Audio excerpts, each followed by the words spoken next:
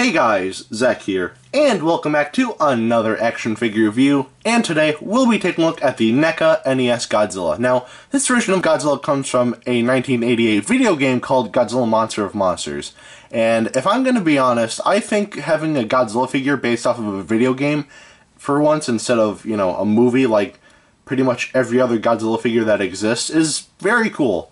I think it's a very cool concept, and again, I think NECA was really onto something when they thought of that. But yeah, I haven't played the game myself. However, I have seen the Angry Video Game Nerds review, and yeah, he didn't like it. So yeah, I haven't played it myself, so I couldn't tell you. But yeah.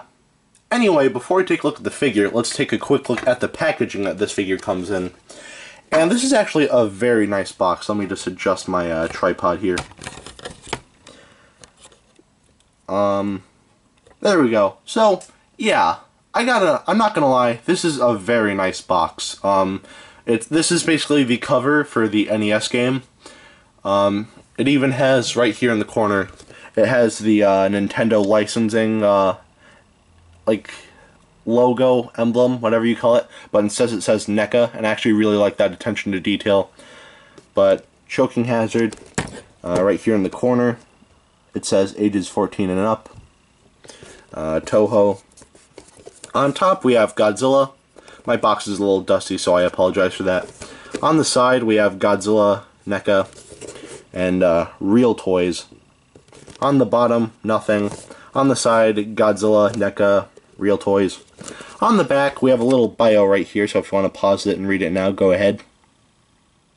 And we just have all the pictures of the figure, as well as a picture of the in-game model of Godzilla in the 1988 game.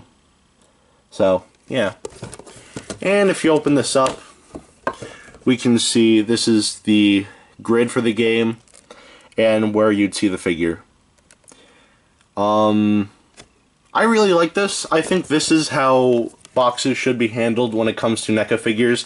It shouldn't be clamshells anymore because, for one, it's a real pain to get it out.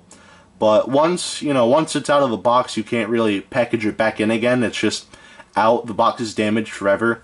And here, you can actually keep the box in a very nice condition. So, yeah.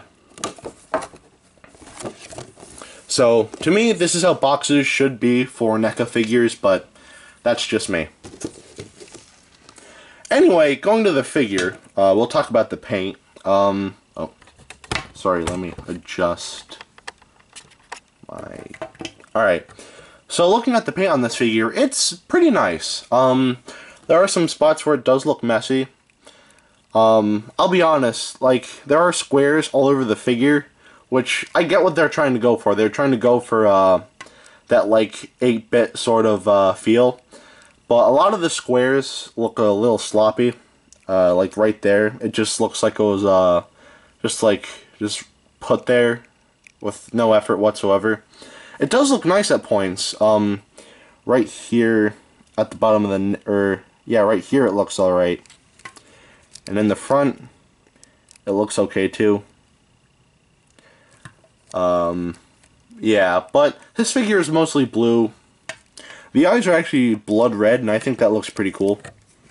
The inside of the mouth is, the same color as the 1984 NECA Godzilla figure that I actually reviewed last week, as well as the teeth. Actually, I think they're a bit brighter, but yeah. Going to the hands, I think the painting is, well, very sloppy.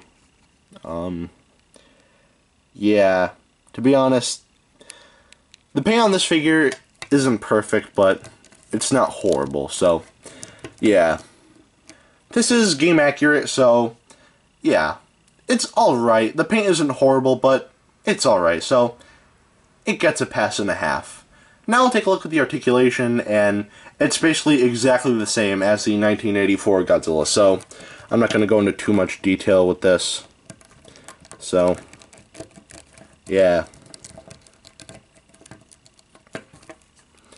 Again, I would normally go into much more detail, but technically I already reviewed this figure, so yeah. If you want to know what the articulation is really like, then go track down my 1984 NECA review, so yeah. And that's pretty much it for the articulation. Like I just said, this is basically...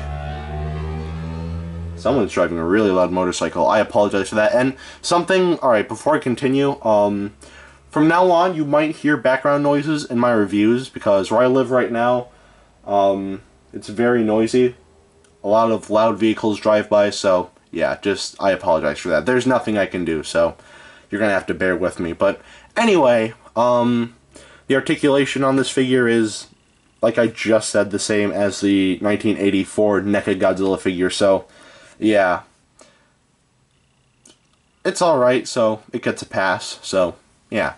Anyway, now I'll take a look at the sculpt, and the sculpt on this figure, yeah, the sculpt on this figure is basically one-to-one with the 1984 Godzilla figure. The biggest difference would be in the dorsal plates right here, because as you can see here, they're very small. And here, they're actually very big, so yeah. Other than that, the sculpt is basically the same. And sadly, this figure still does have the issue where it has that weird gap right there when his mouth is closed, but yeah. So, I'm not going to go into too much detail, but I will say that the sculpt on this figure is still pretty good, so the sculpt gets a pass. Now we'll take a look at the detailing on this figure, and even though the detailing is the same on the 84 Godzilla, it actually looks a bit cleaner, so we'll take a closer look at that.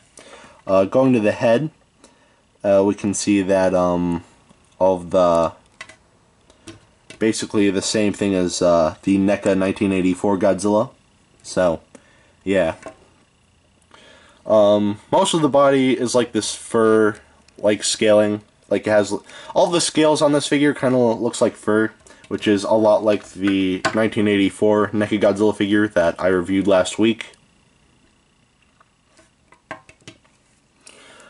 Again, the detailing is the same, so yeah, don't expect too much that's different.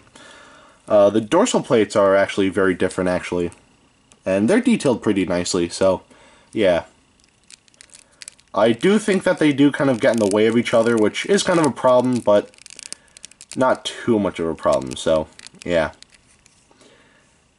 And yeah, that's pretty much it for the detailing on this figure.